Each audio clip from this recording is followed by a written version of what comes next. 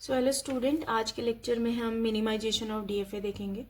तो बेसिकली क्या कॉन्सेप्ट है मिनिमाइजेशन ऑफ डीएफए का, हम पहले भी डिस्कस कर चुके हैं कि किसी भी पर्टिकुलर लैंग्वेज के लिए आपके more than one DFA exist कर सकते हैं, ठीक है। लेकिन जब आप बात करते हैं मिनिमाइजेशन की, जो आपने मिनिमाइज किया है डीएफए वो आपका सिंगल और यूनिक डीएफए ही होगा, जो आपकी सबसे कम मिनिमम स्टेट यूज करके आपने कंस्ट्रक्ट किया होगा, ठीक है।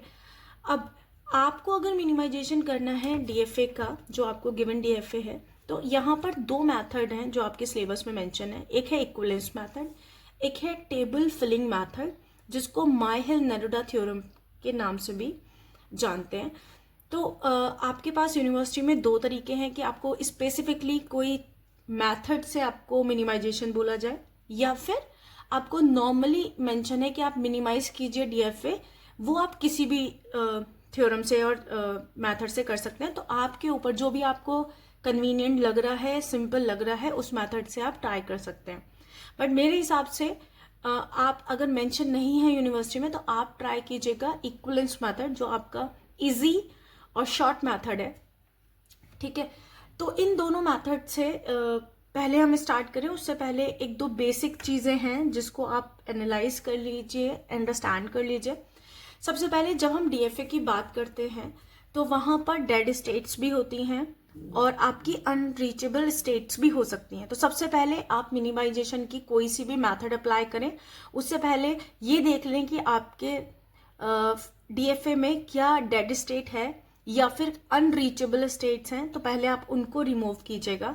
जैसे अगर हम डेड स्टेट, हमने एग्जाम्पल है आपका कि क्यू नॉट से आप अगर 1 के लिए आ रहे हैं तो आप Q4 पर आ रहे हैं, और देख लिए Q4 आपको कभी भी फाइनल पे नहीं लेके जाएगा। तो ऐसे स्टेट जो आपको कभी भी फाइनल पे नहीं लेके जाएंगी वो आपकी डेड स्टेट है। तो Q4 आपके लिए डेड स्टेट है। सेकेंड, अनरीचेबल स्टेट्स क्या होंगी? ऐसी स्टेट जो आपको कभी भी इनिशियल से नहीं मिल सकती, कभी भी आप इनिशियल स्टेट से उस स्टेट तक नहीं पहुंच सकते। ऑफ कोर्स जब भी आप डीएफए की बात करते हैं या एक्सेप्टेबिलिटी की बात करते हैं, तो आप कहाँ से स्टार्ट करते हैं? इनिशियल से स्टार्ट करते हैं और फाइनल तक उस स्ट्रिंग को आप लेके जाते हैं। अगर आप इनिशियल से फाइनल तक उस स्ट्रिंग को लेके जा पा रहे हैं तो हम बोलेंगे कि वो स्ट्रिंग आपकी एक्सेप्ट होगी। अब हम बात करते हैं कि कौन कौन से स्टेट यहाँ पर क्यू नॉट के थ्रू आप फाइनल पे पहुंचा रहे हैं, ठीक है। तो क्यू नॉट से देखो मैं क्यू नॉट पर आ रही हूँ, ठीक है। क्यू नॉट से Q1 पर भी आप जा रहे हैं 1 के थ्रू। अब आप देखो क्यू नॉट से क्या आप Q2 तक जा पा रहे हैं? Yes, by using Q1। तो क्यू नॉट से आप Q1 पर आए और Q1 से आप Q2 पर गए। तो ऐसा नहीं है कि हम डायरेक्ट पाथ बनाएं, आप किसी स्टेट के थ्रू भी आप पाथ बना सकते हैं और रीच कर सकते हैं, ठीक है।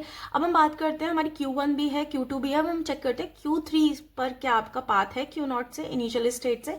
तो देखो आप Q नॉट से Q1 पर गए, Q1 से Q2 पर गए, बट आप कभी भी Q2 से Q3 पर नहीं जा रहे हैं, ठीक है। तो आपकी Q3 कौन सी स्टेट है? Unreachable state. तो आप क्या करेंगे? बिफोर मिनिमाइजेशन मैथड आप क्या करेंगे? इस स्टेट को पहले ही रिमूव कर देंगे, ठीक है।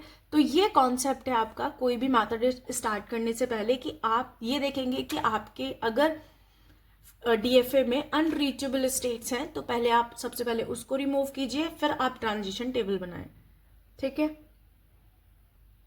तो यहाँ पर हम मिनिमाइजेशन का फर्स्ट एग्जाम्पल देखते हैं, और ये जो हम एग्जाम्पल सॉल्व कर रहे हैं बाय यूजिंग इक्विवेलेंस मेथड कर रहे हैं।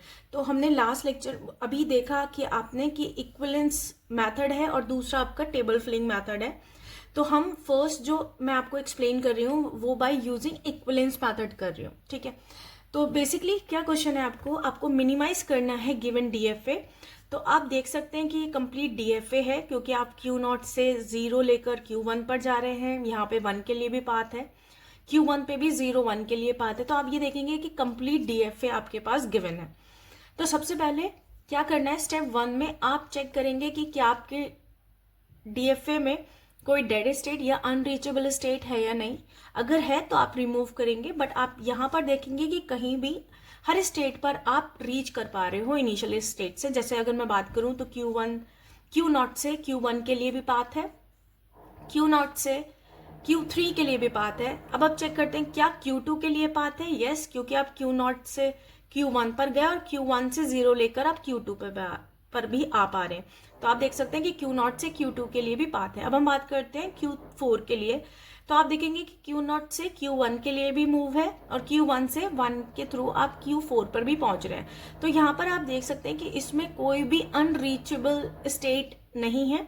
तो अब क्या करेंगे हम, नेक्स्ट स्टेप में क्या करेंगे, आप करेंगे ट्रांजिशन टेबल। तो आपको पता है कि कैसे ट्रांजिशन डायग्राम से हम ट्रांजिशन टेबल में कन्वर्ट करते हैं। तो आपने क्या किया, इनिशियल स्टेट आपके पास इनपुट हैं 2, 0 और 1। तो उनके बेसिस पर आपने ट्रांजिशन टेबल क्रिएट कर ली।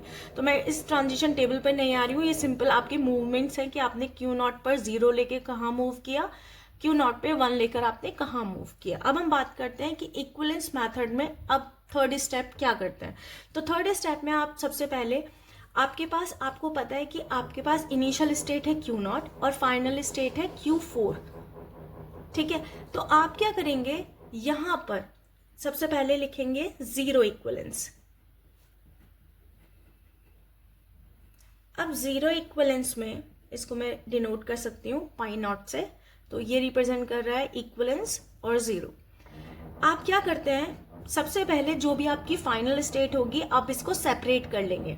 तो आपकी जो नॉन फाइनल स्टेट है आपने उनका एक सेट बनाया और जो भी फाइनल स्टेट है उनका एक सेट बनाया। तो आपने 2 सेट में अपना फाइनल डिवाइड कर ली अपनी कंप्लीट टेबल। तो आप देख सकते हैं कि Q1, Q0, Q1, Q2 और Q3 जो कि नॉन फाइनल है उनके लिए मैंने एक सेट बनाया और एक फाइनल स्टेट जो है आपकी Q4 उसके लिए एक सेट डिफरेंट बनाया।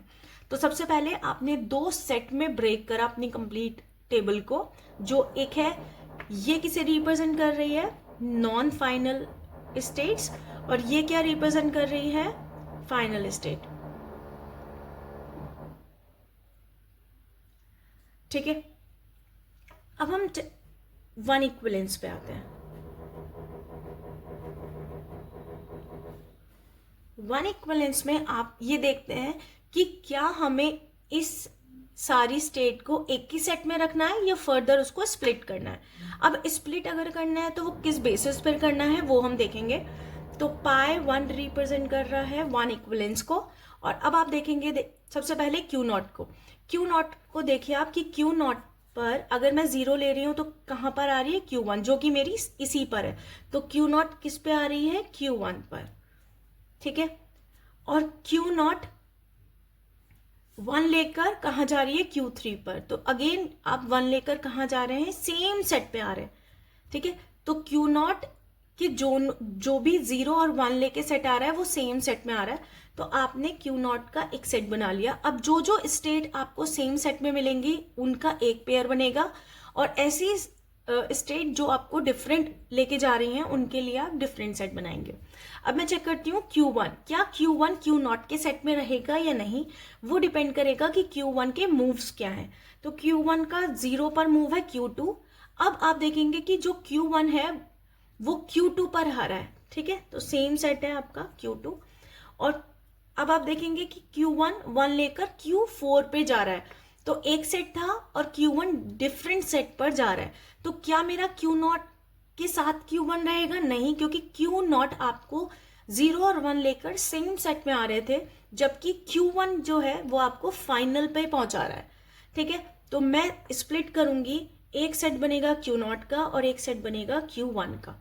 ठीक है, अब आप अदर सेट भी देखेंगे कि क्या Q2 और Q3 Q0 के पेयर में जाएंगे या Q1 के पेयर में जाएंगे। ठीक है, तो अब हम नेक्स्ट चेक करते हैं Q2 को। तो Q2 0 पर कहाँ जा रहा है, Q1 पे जा रहा है जो सेम सेट में है।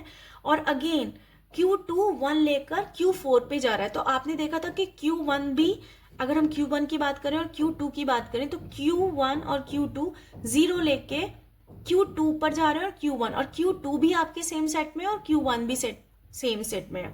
सिमिलरली Q1 1 लेके Q4 पर गया और Q2 भी Q4 लेके Q2 भी 1 लेकर Q4 में जा रहा है। तो आप देख रहे हैं कि Q1 की सिमिलैरिटी Q2 से है, तो आपका जो Q2 आएगा वो किसके साथ आएगा, Q1 के कॉम्बिनेशन के साथ। ठीक है, अब हम बात करते हैं Q3। तो देखिए Q3 अगेन किस पे जा रहा है, Q2, जो कि Q3 यहीं पर है Q2, और आपका 1 पर कहाँ जा रहा है, अगेन Q4। तो यही सेम सिमिलैरिटी आपकी Q1 और Q2 की थी। तो आपने देखा कि आप Q1 अलग सेपरेट हुआ और Q1, Q2 और Q3 अब एक डिफरेंट सेट में है, और Q4 तो आपका डिफरेंट है ही।